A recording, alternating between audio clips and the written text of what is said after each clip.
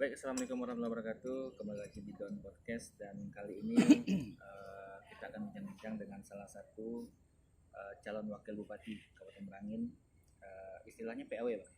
PAW. Meneruskan Pak Masuri yang hari ini sudah naik menjadi bupati. Kabar baik, Bang? Alhamdulillah. Itu Baik, masa luar basi biasa. yang sangat basi, Bang. Baik, luar biasa, sangat baik. Kalau di Melanggun kita memang spesifik kopi atau gimana? Kalau kalau untuk variasi minuman, varian minumannya, abang nggak apa, nggak apa betul kan. Tapi ada yang selain kopi, Ada yang selain kopi ya? Makanan juga ada, makanan, teman-teman ngobrol gitu, Bang. iya. Bang, kalau ini kita sedikit berbicara sejarah politik lah. Ya. Abang kan sudah lama di Golkar. Ya. Istilahnya kalau di Merangin ini, kalau kita bicara Heri Esmoza itu sudah pasti Golkar. Kuning gitu. Itu mungkin bisa di-share, Bang, kepada penonton Don Podcast awal mula karir Abang di politik dan di Golkar. Jadi ringkas saja ya. Pasca selesai di perguruan tinggi di SKIP waktu itu, sebenarnya belum ada terpikir untuk masuk ke ruang politik lah gitu kan. Cuman karena waktu itu ada kondisi di Golkar waktu ya. Kondisi di Golkar kebetulan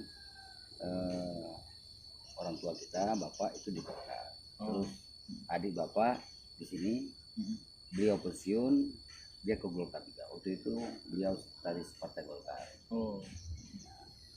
Ada sedikit masalah yang tidak bisa saya sampaikan di sini. Yang waktu itu beliau minta bantu sama kita, anak-anak beliau lah, membantu beliau. Tapi belum masuk partai nih, masuk partai. Bantu beliau di kantor DPD waktu itu. Nah, mulai dari situ sedikit demi sedikit kan dikenalkan dengan partai. Karena akhirnya gimana ya, memang darah politik itu memang ada. Terus kita di tempat di organisasi, kuliah segala macam itu memang agak nyambung gitu kan. Jadilah waktu itu dimasukkan oleh bapak itu, Abah Haji Sulwan Sarif itu, abang disuruhnya untuk mulai dari titik rendah lah, titik rendah di Golkar itu, masuk di pengurus kecamatan.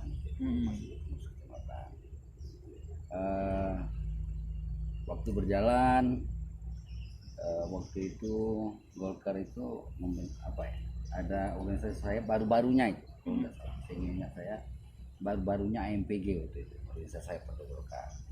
Nah, abang diminta untuk aktif di AMPG, tapi di tingkat kabupatennya.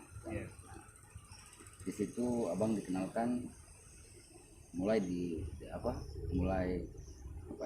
berkomunikasi dan menimba ilmu dari beberapa tokoh Golkar yang menurut abang memang cukup berwarna dalam perjalanan politik abang, yaitu ada almarhum Pak Haji Karim Hasan,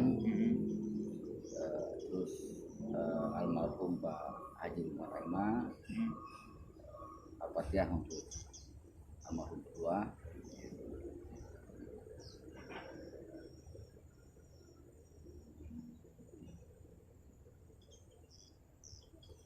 Nah, berjalan dari situ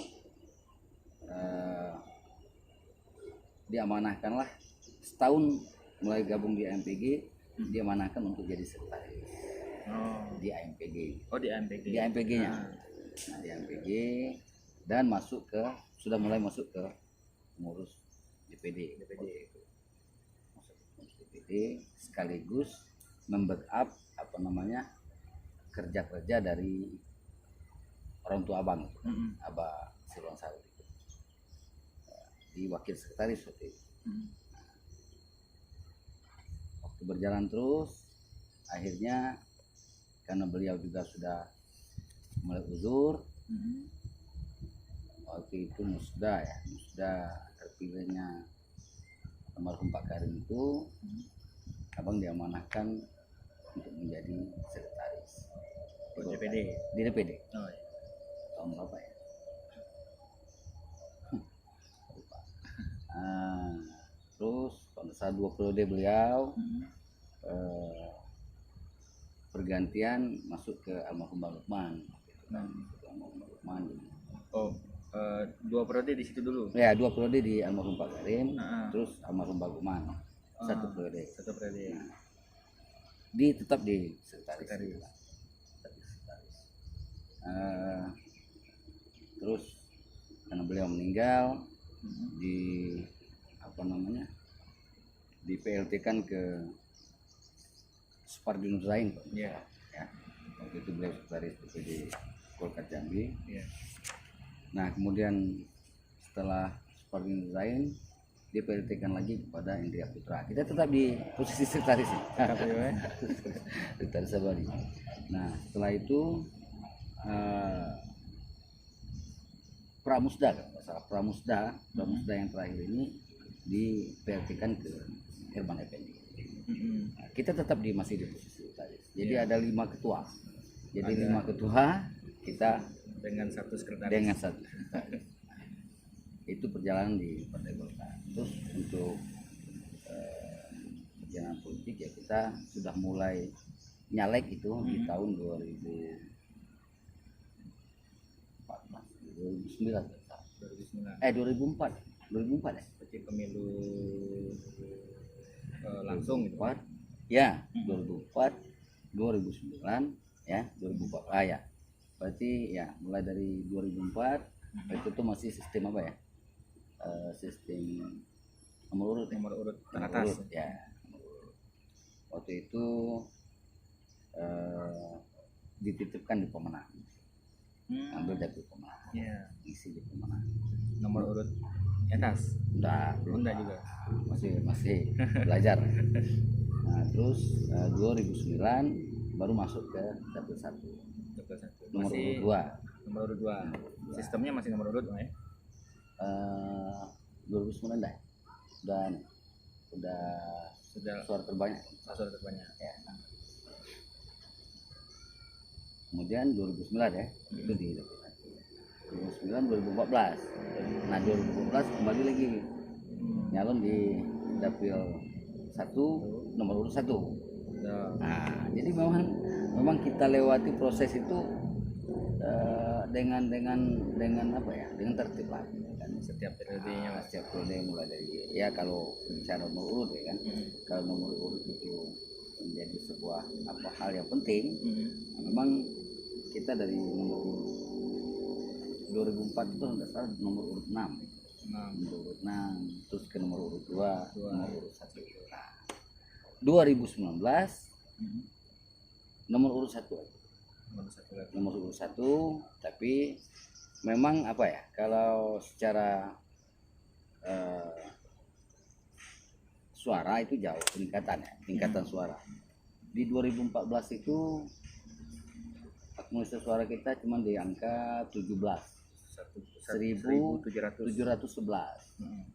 Nah, di 2019 ini naik berkurang di angka 2400. Artinya memang ya ini untuk menyenangkan diri ya bahwa 5 tahun kita di pengabdian kita di DPR, artinya memang Ada peningkatan. kita masih dihargai oleh masyarakat. Kalau menyangkut jadi atau tidak itu urusan lain lah ya, urusan Allah Subhanahu wa taala lah. Jadi begitu untuk di politik. Ini karena Abang sudah dari 2004 menjalani proses kepemiluan ini, kita tahu bahwa itu adalah pemilihan langsung oleh masyarakat. Ya. Nah, sekarang ini kan sebagai calon wakil bupati, Ya. Abang akan menghadapi pemilihan oleh anggota DPR. Betul.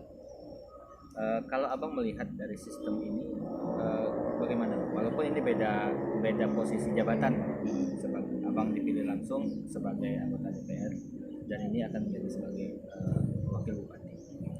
Dari sistem ini plus minusnya yang abang lihat itu bagaimana? Walaupun ini sedang berproses nih. Ya. Kalau pileg ya, pileg dengan ini ya. Pemilihan langsung dan pemilihan oleh DPR. Oh gitu ya. Kalau pemilihan langsung kita lebih kepada bagaimana membina, terus merawat dan mengurus konstituen dan daerah-daerah binaan kita, tentu dengan skop yang lebih besar gitu kan. Ada masyarakat yang notabene dari berbagai kelas ya, kelas masyarakat. Itu yang kita kita bangun komunikasi, kita rawat, kita pelihara. Terus kalau yang kalau pemilihan melalui DPR ini kan ada beberapa motivasi yang saya lihat untuk teman-teman di gedung itu untuk menentukan pilihan. Pertama memang ada ego partai, ada kepentingan partai di sini. Contoh, kita Golkar itu ada 6 kursi, gitu. 6 kursi. Yang notabene dulu Al Haris adalah calon, bukan calon. Al Haris adalah bupati dari Partai Golkar, ya kan? Artinya ada emosional yang timbul di sini bahwa walaupun tidak mutlak, tapi ego Partai Golkar untuk memenangkan kadernya itu pasti meningkat, dan itu menjadi sesuatu hal yang penting bagi Partai Golkar ke depan untuk kembali menempatkan kadernya di jajaran eksekutif sebagai wakil bupati. Yang saya bilang tadi ego partainya di situ, artinya memang ada motivasi untuk Partai Golkar itu memenang kadernya karena apa ya? Itu tadi pertama dia yang dulunya Al Haris itu Golkar satu, yang kedua dia memiliki kursi 6, kursi terbanyak dan dari 35 kursi yang ada. Artinya memang sedikit diuntungkan lah ya, itu dari sisi partai. Begitu juga partai-partai lain. Jadi teman-teman partai lain juga yang sudah kita bangun komunikasi itu ada ego partainya dan ego personnya juga ada.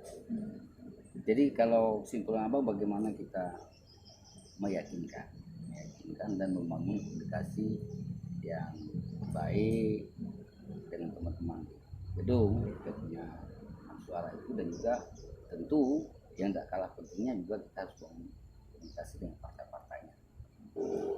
Persiapan abang bagaimana? Kalau persiapan khusus mungkin karena memang ini kita sudah melalui jalan panjang, jadi memang persiapan itu intinya harus siap sedia karena memang kita sudah fight dari awal. Tentu apapun kondisinya kita harus siap, tidak ada hal-hal khusus kecuali yang memang yang tetap kita laksanakan hari ini adalah meningkatkan intensitas komunikasi dengan partai dan fraksi-fraksi di DPR. Karena abang sudah menyampaikan juga bahwa ada komunikasi, itu bagaimana Pak kondisinya sekarang, komunikasi antara abang sebagai calon dan fraksi-fraksi, mungkin bocorannya lah. Ya alhamdulillah cukup baik, menurut kita cukup baik, tapi kita juga tidak bisa jamin, ini kan ranahnya politik, ruang politik, kita juga tidak tahu kalau ada kepentingan lain dari teman-teman DPR, kita juga tidak tahu. Tapi sejauh ini kita membangun komunikasi dengan teman-teman fraksi dan partai politik. Ya alhamdulillah cukup apa ya, apa bahasanya, Cukup baiklah respon. cukup baik, respon mereka cukup baik karena kita memang dibantu oleh apa namanya, hubungan yang baik selama ini tetap terjaga. Karena sebagian juga teman-teman di gedung dan pengurus-pengurus partai hari ini kan yang dulu juga pernah sama-sama di DPR dan kita ya. Jadi ini memudahkan kita untuk berkomunikasi ya. Kalau sedikit kita ini, bukankah itu calon yang satu lagi, ya kita sebutlah Bang Nel, Bang Nilwan ya, juga merupakan anggota DPR yang pernah satu periode dengan Abang. Oh ya. Itu artinya komunikasinya sama nih, Bang. Karena kan sama-sama pernah di gedung. Saya tidak berani berandai-andai ya. Tapi idealnya memang harus seperti itu. Iya. Idealnya harus seperti itu. Cuman apa namanya, saya lebih menghargai partai ini tidak saja habis di tingkat kabupaten, karena memang partai itu kan berjenjang. Nah ini yang kita bangun mulai dari teman-teman apa namanya di DPC apa DPD ya, Dengan penamaannya sebutan masing-masing, Mas. kita juga komunikasi provinsi, bahkan ada sebagian partai yang memang kita dapat link gitu kan, dapat untuk komunikasi langsung ke DPD. Oh, ke pusat. Tapi kita belum melihat hasil nih. Yang jelas ikhtiar kita maksimal, gitu kan? Ikhtiar kita maksimal. Tapi hampir semua fraksi, hampir semua partai kita komunikasi. Hampir semua pasti. Ya, kita komunikasi. Kalau itu kan eksternal gitu, Bang. Enggak, Abang tegaskan ke semua partai. Ke semua partai. Sudah kita komunikasi. Sudah komunikasi. Nah, artinya kan itu partai di luar partai Abang sendiri. Ya. Sekarang kita bicara partai Golkar. Oh ya. Bagaimana dengan 6 kursi? Dengan yang Abang sampaikan tadi bahwa ada motivasi lebih sebagai partai Golkar dengan ada kadernya yang maju. Itu bagaimana? Bisa yakinkah 6 kursi itu bulat? Oh tentu.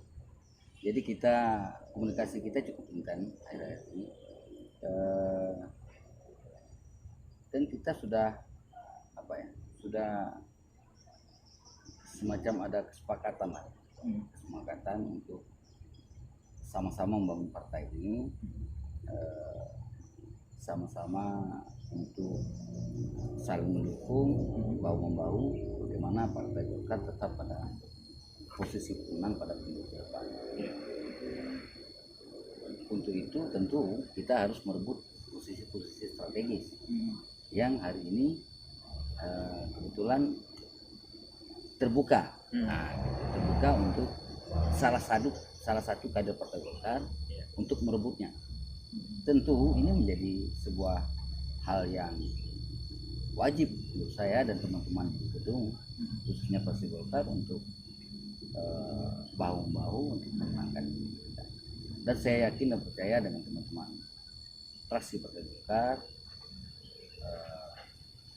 untuk tidak saja memilih, tapi teman-teman juga berjuang membantu untuk membangun komunikasi dengan teman-teman fraksi yang lain di DPR, bagaimana bisa pertarungan ini bisa dimenangkan. Jika kita karena ini waktunya sudah dekat ya, kalau saya langsung menyebutkan jika Abang terpilih, kita belum bicara program, tapi dengan nantinya Abang terpilih, sudahkah Abang punya peta permasalahan yang ada di Golkar ini dan yang akan atau harus dibereskan terlebih dahulu? Ya.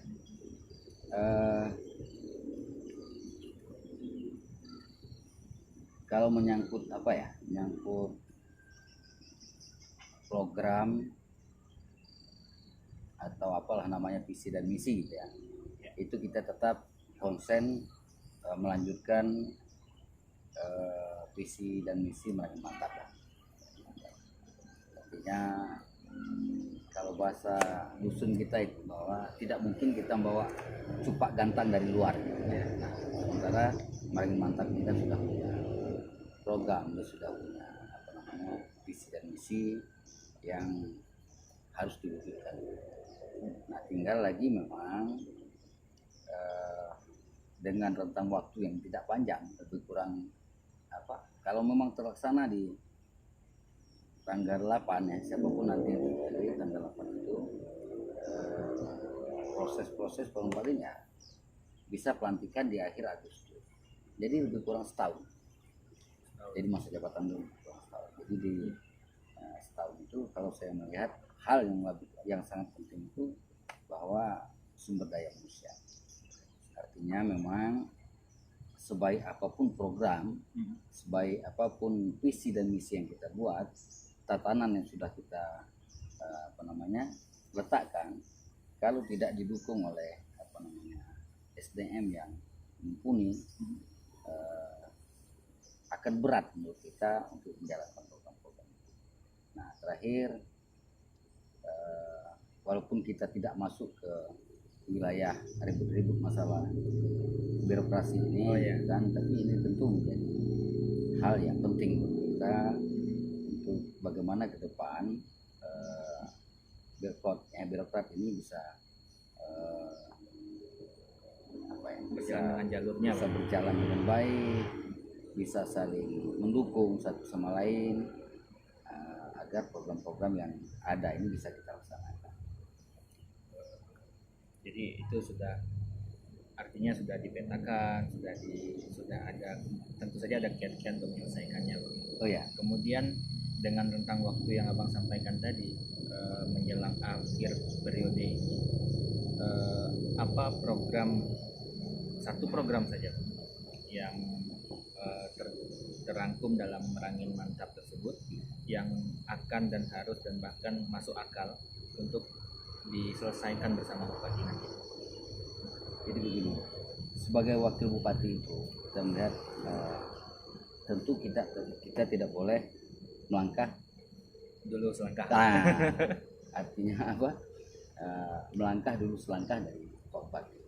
Apapun yang kita buat, apapun yang mau kita laksanakan tentu atas restu dan petunjuk beliau.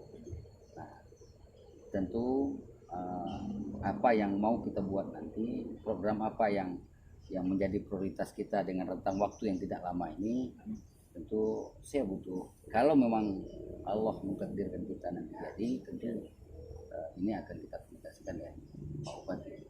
Kalau hari ini saya sampaikan nanti seolah-olah gitu kan, seolah-olah kita mendahului, dan itu menurut saya tidak baik. Tetaplah kita minta petunjuk dan restu beliau, apa yang kira-kira tugas yang harus kita laksanakan dengan waktu. Pada seluruh masyarakat Merangin saya mengajak dan mengimbau untuk sama-sama menjaga situasi yang kondusif dalam rangka menyambut pesta kecil Babu. Jangan mudah tersulut, yang mudah terbawa emosi, yang mudah terprovokasi. Artinya ini kita sambut dengan riang gembira. Yang jelas insya Allah nanti tanggal 8 kita sudah memiliki wakil bupati ya, yang pelantikannya mungkin butuh proses kan. Ini dulu yang kita sambut dengan riang gembira, dan ada pecah belah di masyarakat. Baik, terima kasih Bang. Ya. Ini semoga diskusi ini juga membuka, walaupun masyarakat tidak akan memilih, sudah diwakilkan oleh anggota dewan. Semoga itu menjadi mungkin pengetahuan lah bagi masyarakat bahwa ini salah satu calon wakil bupati. Baik, penonton Don Podcast, demikian bincang-bincang kita dengan Bang Heri S. Moza, atau lebih akrab dipanggil Bang Kaboy. Jumpa lagi di podcast selanjutnya. Jangan lupa like, comment, subscribe. Terima kasih.